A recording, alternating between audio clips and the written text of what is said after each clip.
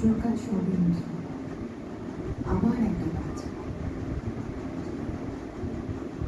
নিজের উপর চলে গেলে একটু কষ্ট হয়ে যায়। ঠিকানাটা অনেক দিন দিয়েছিলাম, কিন্তু কবে আসবো বুঝতে পারছি না। ভাবলাম আজ আসি, আমার আসাটাও দরকার। আফটার অল আমার হাজব্যান্ড শেষ সময় তোমার করিয়েছি। কি আপনি কে?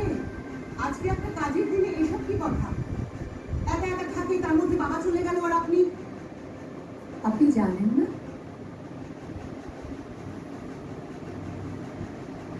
জয়া, তুমি ওদের বলনি? ওকে তো একা নয়, ওর বর আছে।